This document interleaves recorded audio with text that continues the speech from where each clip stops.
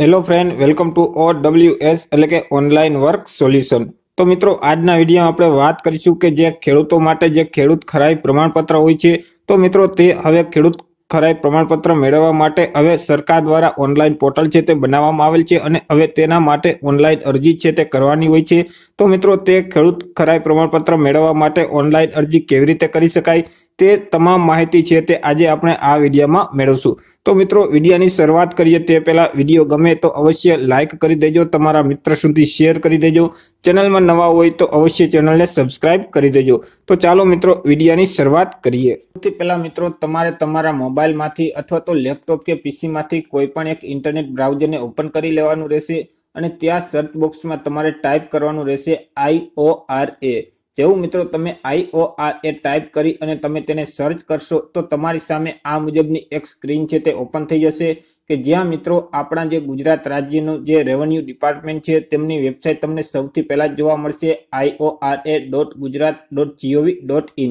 તો મિત્રો, તે વેબસાઇટ ઉપર તમારે ક્લિક કરવાનું રહેશે।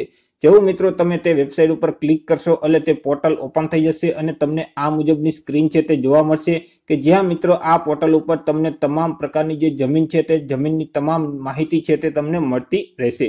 હવે મિત્રો, ઓનલાઈન અરજી કરવા માટે તમને અહીં ઓનલાઈન એપ્લિકેશનનો એક ઓપ્શન છે તે જોવા મળે છે, તેના ઉપર તમારે ક્લિક કરવાનું રહેશે। જેવું મિત્રો તમે તેના ઉપર ક્લિક કરશો તો મિત્રો તમારી સામે આ મુજબની સ્ક્રીન છે તે ઓપન થઈ જશે। હવે મિત્રો, આપણે અહીં નવી જ અરજી કરવી છે તો અહીં તમારે સૌથી પહેલા ન્યૂ એપ્લિકેશનનો ઓપ્શન છે તેને સિલેક્ટ કરી લેવાનો રહેશે। બાય ડિફોલ્ટ તે સિલેક્ટ કરેલો જ હશે, પરંતુ જો ના હોય તો આપણે સિલેક્ટ કરી લેવાનો રહેશે। ત્યાર પછી મિત્રો તમારે કઈ બાબતની અરજી કરવી છે તે અહીંથી અરજીનો હેતુ છે તેને તમારે સિલેક્ટ કરી લેવાનો રહેશે। તો મિત્રો, આપણે જે ખેડૂત ખરાઈ પ્રમાણપત્ર મેળવવા માટે અરજી કરવી છે તો તમે અહીં જોઈ શકો છો ખેડૂત ખરાઈ પ્રમાણપત્ર મેળવવા માટે, તો તેને તમારે સિલેક્ટ કરી લેવાનું રહેશે। ત્યાર પછી અરજીનો પ્રકારમાં તમારે સિલેક્ટ કરી લેવાનું રહેશે। તો મિત્રો, આપણે ખેડૂત ખાતેદાર ખરાઈ અંગેના પ્રમાણપત્ર માટે અરજી કરવી છે તો તેને આપણે સિલેક્ટ કરી લેશું। ત્યાર પછી મિત્રો અહીંથી તમારે તમારો જે તે જિલ્લો હોય છે તે જિલ્લાને તમારે સિલેક્ટ કરી લેવાનું રહેશે। ત્યાર પછી મિત્રો અહીંથી તમને જે તે તાલુકો લાગુ પડતો હોય તે તાલુકાને તમારે સિલેક્ટ કરી લેવાનું રહેશે। ત્યાર પછી મિત્રો અહીંથી તમને જે ગામ લાગુ પડતું હોય તે ગામ તમારે સિલેક્ટ કરી લેવાનું રહેશે। તો મિત્રો, આપણે અત્યારે કોઈ પણ એક ગામને સિલેક્ટ કરી લઈએ। ત્યાર પછી મિત્રો અહીં તમારે તમારો જે તે મોબાઈલ નંબર હોય છે તે મોબાઈલ નંબર અહીં લખવાનો રહેશે અને અહીં મિત્રો તમારે તમારું જે તે ઈમેલ આઈડી હોય છે તે ઈમેલ આઈડી લખવાનું રહેશે। મિત્રો, અહીં મોબાઈલ નંબર અને ઈમેલ આઈડી બંને ફરજિયાત કમ્પલસરી લખવાના રહેશે, કારણ કે તેમાં બંનેમાં જે વન ટાઈમ પાસવર્ડ આવશે તે પાસવર્ડ અહીં તમારે જરૂર પડશે। ત્યાર પછી મિત્રો અહીં તમને જે કેપ્ચર કોડ જોવા મળે છે તે કેપ્ચર કોડ આ બોક્સમાં તમારે લખવાનો રહેશે। જો કેપ્ચર કોડ વ્યવસ્થિત ન વાંચી શકતા હોય તો અહીં રિફ્રેશ કોડના બટન ઉપર તમે ક્લિક કરશો તો કેપ્ચર કોડ છે તે બદલી જશે। તે કેપ્ચર કોડ તમારે અહીં બોક્સમાં લખવાના રહેશે। ત્યાર પછી જનરેટ ઓટીપીના બટન ઉપર ક્લિક કરવાનું રહેશે। તમે જેવું જનરેટ ઓટીપીના બટન ઉપર ક્લિક કરશો એટલે તમે અહીં જે મોબાઈલ નંબર લખેલ છે તે મોબાઈલ નંબર ઉપર અને અહીં તમે જે ઈમેલ આઈડી લખેલ છે તે ઈમેલ આઈડી ઉપર બંનેમાં મિત્રો અલગ અલગ એક વન ટાઈમ પાસવર્ડ છે તે મેસેજ આવશે, મોબાઈલ નંબર ઉપર મેસેજ આવશે અને ઈમેલ આઈડી ઉપર એક ઈમેલ આવશે, બંને ઓટીપી આવશે। તે બંને ઓટીપી તમારે મોબાઈલ નંબરના બોક્સમાં મોબાઈલ નંબરનો ઓટીપી તમારે લખવાનો રહેશે અને ઈમેલ આઈડીના બોક્સમાં તમારે ઈમેલ આઈડીનો ઓટીપી છે તે લખવાનો રહેશે। મિત્રો, તમે જેવું જનરેટ ઓટીપીના બટન ઉપર ક્લિક કરશો તો મિત્રો તમારી સામે આ મુજબની સ્ક્રીન ઓપન થઈ જશે કે જ્યાં મિત્રો તમને જે મોબાઈલ નંબર ઉપર એક વન ટાઈમ પાસવર્ડનો મેસેજ આવેલ છે તે પાસવર્ડ મિત્રો આ બોક્સમાં લખવાના રહેશે। ત્યાર પછી તમારા ઈમેલ આઈડી ઉપર એક વન ટાઈમ પાસવર્ડનો જે મેસેજ આવેલ છે તે પાસવર્ડ મિત્રો આ બોક્સમાં લખવાના રહેશે। બંને પાસવર્ડ અલગ અલગ હશે એટલે મિત્રો બંને જે પાસવર્ડ છે તે તમારે કમ્પલસરી લખવાના રહેશે। ત્યાર પછી તમારે સબમિટના બટન ઉપર ક્લિક કરવાનું રહેશે। મિત્રો, તમે તમારો ઓટીપી વેરીફાઈ કરાવશો એટલે આ મુજબની એક સ્ક્રીન છે તે ઓપન થઈ જશે અને મિત્રો અહીં તમને એક અરજી ફોર્મ છે તે આપી દેવામાં આવશે કે જે અરજી ફોર્મમાં તમામ ડિટેલ છે તે તમારે ભરવાની રહેશે। તો સૌથી પહેલા મિત્રો અહીં અરજદારનું જે તે નામ હોય છે તે નામ અહીં લખવાનું રહેશે। ત્યાર પછી અરજદારના પિતા અથવા તો પતિનું નામ આ બોક્સમાં લખવાનું રહેશે। ત્યાર પછી અરજદારની જે તે અટક હોય એટલે કે સરનેમ હોય તે આ બોક્સમાં તમારે લખવાની રહેશે। ત્યાર પછી અરજદારનું સરનામું છે તે આ બોક્સમાં લખવાનું રહેશે। ત્રણેય લાઈન છે તે અરજદારના ત્રણેય બોક્સમાં અરજદારનું સરનામું છે તે લખી દેવાનું રહેશે। ત્યાર પછી અરજદારનું ગામનું નામ અથવા તો શહેરનું નામ છે તે આ બોક્સમાં લખવાનું રહેશે। ત્યાર પછી અરજદારના એરિયાનો જે તે પિનકોડ નંબર હોય છે તે પિનકોડ નંબર આ બોક્સમાં લખવાનો રહેશે. પછી મિત્રો અહીં આગળ તમે જે ગામનું નામ સિલેક્ટ કરેલ હશે તે ગામનું નામ અહીં ઓટોમેટિક તમને જોવા મળશે. તમારો તાલુકો જે સિલેક્ટ કરેલ હતો તે તાલુકો અહીં તમને જોવા મળશે અને તમારો જે તે જિલ્લો સિલેક્ટ કરેલ હતો તે જિલ્લો પણ અહીં તમને જોવા મળશે. ત્યાર પછી મિત્રો અહીંથી તમારે જે તે તમારો સર્વે નંબર હોય છે તે સર્વે નંબરને તમારે સિલેક્ટ કરી લેવાનો રહેશે અને ત્યાર પછી સર્વે નંબર અરજીમાં ઉમેરો તે બટન ઉપર તમારે ક્લિક કરવાનું રહેશે. ત્યાર પછી મિત્રો ખેડૂત ખાતેદાર હોવા અંગેનું પ્રમાણપત્ર તમે અગાઉ મેળવેલ છે કે કેમ તે મિત્રો અહીંથી સિલેક્ટ કરવાનું રહેશે. જો તમે મેળવેલ હોય તો તમારે આ ઉપર સિલેક્ટ કરવાનું રહેશે, નહીતર મિત્રો તમારે ના સિલેક્ટ કરી દેવાનું રહેશે.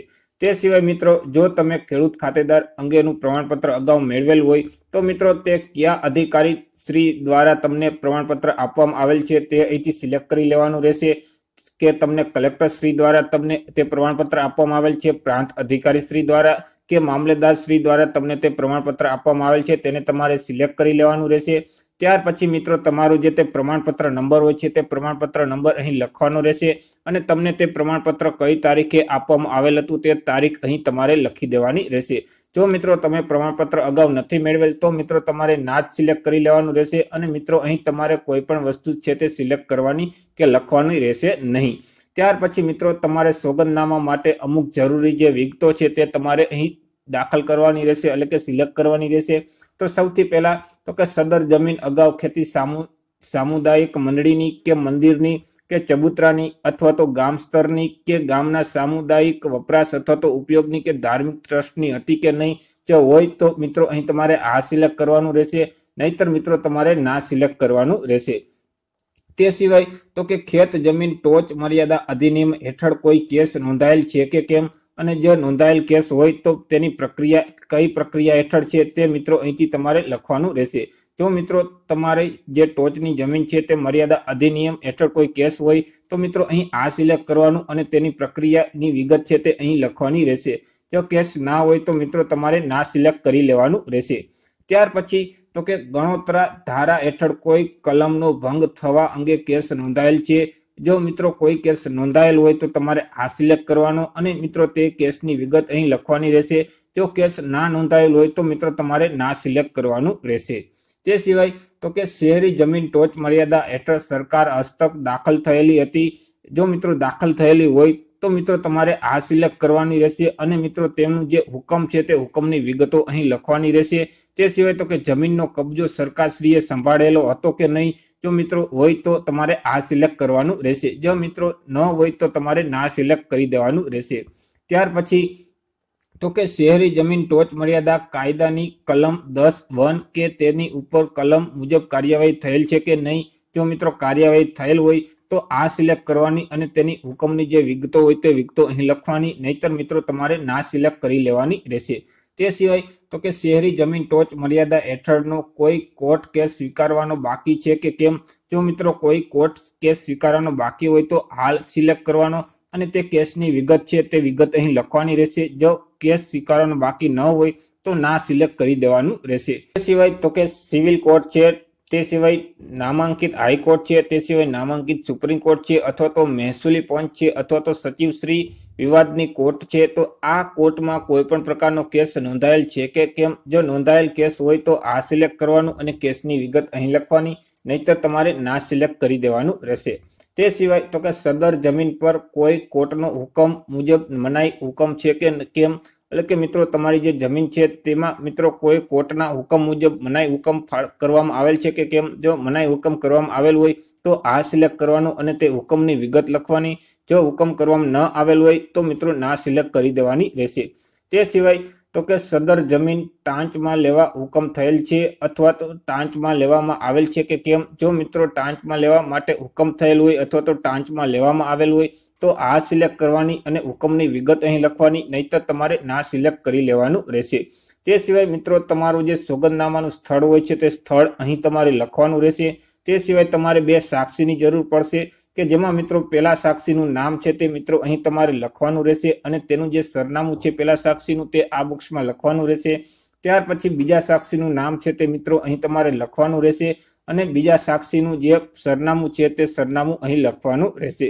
તે સિવાય તમારે ઓળખ આપનારનું નામ હોય તે નામ મિત્રો અહીં લખવાનું રહેશે અને મિત્રો ઓળખ આપનારનું જે પૂરું સરનામું છે તે સરનામું અહીં તમારે લખવાનું રહેશે। ત્યાર પછી તમારે સેવ એપ્લિકેશનના બટન ઉપર ક્લિક કરી દેવાનું રહેશે। જેવું મિત્રો તમે તમારી અરજીને સેવ કરશો એટલે તમને એક યુનિક અરજી નંબર છે તે આપેલ દેવામાં આવશે। તે સિવાય તમે દાખલ કરેલ અરજી છે તેની તમામ વિગત છે તે તમને સ્ક્રીન ઉપર જોવા મળશે। તે સિવાય મિત્રો આ જે યુનિક અરજી નંબરની યોગ્ય જગ્યાએ તમારે નોંધ કરી લેવાની રહેશે અને આ જે યુનિક નંબર છે તે તમે રજીસ્ટર કરાવેલ મોબાઈલ નંબર ઉપર અને ઈમેલ આઈડી ઉપર પણ તમને આપવામાં આવશે। તે સિવાય તો કે સ્ક્રીન પર દર્શાવેલ વિગતો છે તે મિત્રો તમારે ચોકસાઈપૂર્વક વાંચી લીધા પછી જ તમારે તેમાં જો કોઈ પણ પ્રકારનો સુધારો વધારો કરવો હોય તો તેમાં તમને એક એડિટ એપ્લિકેશનનો ઓપ્શન છે તે પણ તમને આપવામાં આવશે કે જેના ઉપર તમારે ક્લિક કરવાનું રહેશે અને તમે જેવું એડિટ એપ્લિકેશનના ઓપ્શન ઉપર ક્લિક કરશો એટલે તમે તમારી અરજીની વિગતો છે તે તમે સુધારી શકશો અને ત્યાર પછી તમારે અપડેટ એપ્લિકેશનના બટન ઉપર ક્લિક કરવાનું રહેશે।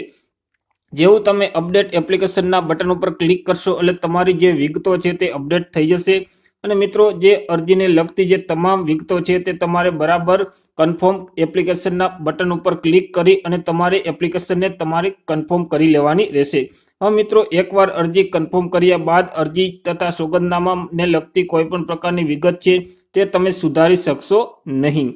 તે સિવાય તો કે અરજી કન્ફર્મ કર્યા બાદ જ તમારી અરજીમાં સુધારો જણાય તો તે ફરીથી તમારે નવી અરજી છે તે કરવાની રહેશે। એટલે કે મિત્રો તમારી અરજી છે તે કન્ફર્મ કરવાની રહેશે અને કન્ફર્મ કર્યા પછી તમે તમારી અરજીમાં કોઈ પણ પ્રકારનો સુધારો વધારો કરી શકશો નહીં। જો તમને જરૂર જણાય કે મારે આ અરજીમાં હજી સુધારો વધારો કરવો પડશે અરજી કન્ફર્મ થઈ ગયા પછી તો મિત્રો તમારે નવી અરજી છે તે કરવાની રહેશે। તે સિવાય તમે અરજી કન્ફર્મ કરી લ્યો તે પછી તમારે તે અરજીની પ્રિન્ટ છે તે કાઢી લેવાની રહેશે તો તેના માટે પ્રિન્ટ એપ્લિકેશનના ઓપ્શન ઉપર ક્લિક કરવાનું રહેશે। તે સિવાય ફોર્મની પ્રિન્ટ કાઢ્યા પછી તમારે જે એફિડેવિટ હોય છે તેની પણ તમારે પ્રિન્ટ કાઢવાની રહેશે। તેના માટે તમને બાજુમાં જ પ્રિન્ટ એફિડેવિટનું બટન તમને જોવા મળશે।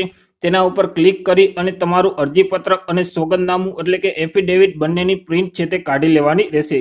તે સિવાય તો કે અરજીપત્રકની પ્રિન્ટ પર જે તે ખાતેદાર ખેડૂત હોય છે તે ખરાઈ પ્રમાણપત્ર મેળવવાનું હોય તે ખાતેદારની સહી છે તે કરવાની રહેશે।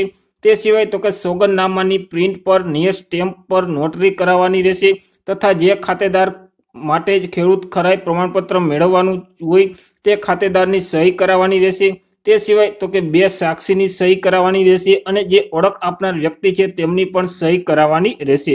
હવે મિત્રો એક ખાસ ધ્યાન રાખજો કે તમે જે અહીં જે એફિડેવિટની પ્રિન્ટ કાઢો છો તે માત્ર ને માત્ર જે આ પોર્ટલ છે તે પોર્ટલ પરથી તમે જે પ્રિન્ટ કરેલ અરજીપત્રક અને જે સોગંદનામું છે તે જ માન્ય રહેશે। તે સિવાયની અન્ય કોઈ પણ રીતે બનાવેલ અરજીપત્રક છે અથવા તો સોગંદનામું છે તે જણાશે તો તમારી અરજી છે તે અમાન્ય થશે અને તમારી અરજી છે તે કેન્સલ થઈ જશે। તે સિવાય આગળ વાત કરીએ તો કે મિત્રો ત્યાર પછી તમારે ડોક્યુમેન્ટ અપલોડ કરવાના રહેશે। તેના માટે તમારે અપલોડ ડોક્યુમેન્ટના બટન ઉપર ક્લિક કરવાનું રહેશે અને મિત્રો તે તમે જે સહી કરેલ અરજીપત્રક છે અને જે નોટરી કરેલ સોગંદનામું છે તે સિવાય ખેડૂત ખરાઈને લગતા જે અન્ય જે પ્રમાણિત આધાર પુરાવા છે તેની નકલ તમારે અહીં અપલોડ કરવાની રહેશે। હવે મિત્રો અહીં તમને 3 કલરમાં તમને ડોક્યુમેન્ટના નામ છે તે જોવા મળશે। તો સૌથી પહેલો જે લાલ કલર છે એનો મતલબ એ થશે કે તે ડોક્યુમેન્ટ તમારે ફરજિયાત અપલોડ કરવાના રહેશે। જે વાદળી રંગમાં છે એટલે કે તે વાદળી રંગના જે ડોક્યુમેન્ટ છે તે ડોક્યુમેન્ટ મરજિયાત છે તે ડોક્યુમેન્ટ તમે લાગુ પડે તો તમારે અપલોડ કરવાના નહીતર મિત્રો તે ડોક્યુમેન્ટ તમારે અપલોડ કરવાના રહેશે નહીં। હવે મિત્રો તમે અહીં ડોક્યુમેન્ટ અપલોડ કરી દેશો એટલે તેનો રંગ છે તે લીલો થઈ જશે એટલે લીલા રંગના જે ડોક્યુમેન્ટ હોય તેનો મતલબ એ કે તમે તે ડોક્યુમેન્ટ અપલોડ કરી દીધેલ છે। ત્યાર પછી મિત્રો તમે બધા જ ડોક્યુમેન્ટ અપલોડ કરી દેશો એટલે તમને એક ફી પેમેન્ટનો ઓપ્શન છે તે જોવા મળશે તો તમારે તે બટન ઉપર ક્લિક કરવાનું રહેશે અને અહીં તમારે તે જરૂરી જે ફીની ચૂકવણી હશે તે માત્ર ને માત્ર તમારે ઓનલાઈન જ તમારે પેમેન્ટ કરવાનું રહેશે। હવે અરજીની ફી છે તે માત્ર ઓનલાઈન જ ભરવાની રહેશે અને અરજી ફી ઓનલાઈન ભરતા પહેલા ઓનલાઈન પેમેન્ટ કરવા અંગેની જે પોર્ટલ ઉપર જે મુખ્ય પેજ પર જે દર્શાવેલ સૂચના છે તે તમારે કાળજીપૂર્વક વાંચી લેવાની રહેશે। હવે અરજી ફીની ચૂકવણી થઈ ગયા બાદ ફરીથી ફી છે તે ભર્યા અંગેની પોચ છે તે તમારે પ્રિન્ટ છે તે કરાવી લેવાની રહેશે અને આમ જે ઓનલાઈન અરજી કરવાની જે પ્રક્રિયા છે તે પ્રક્રિયા તમારી પૂર્ણ થશે અને તમારી જે અરજી છે તે આગળ જે પ્રાંતની કચેરીમાં જે તે પ્રાંતની કચેરીમાં લાગુ પડતી હશે તે કચેરીમાં મોકલી દેવામાં આવશે। તો મિત્રો આશા રાખું છું કે આ વિડીયો છે તે તમને પસંદ પડ્યો હશે। તો મિત્રો વિડીયો પસંદ પડ્યો હોય તો અવશ્ય લાઇક કરી દેજો, તમારા મિત્ર સુધી શેર કરી દેજો। અમારી ચેનલમાં નવા હોય તો અવશ્ય ચેનલને સબસ્ક્રાઇબ કરી દેજો। હજુ પણ તમને કોઈ પણ પ્રકારનો પ્રશ્ન હોય તો અવશ્ય અમને કોમેન્ટ બોક્સમાં જરૂર જણાવજો। તો ફરી મળીશું એક નવા ટોપિક સાથે એક નવા જ વિડીયોમાં। ત્યાં સુધી જય હિન્દ।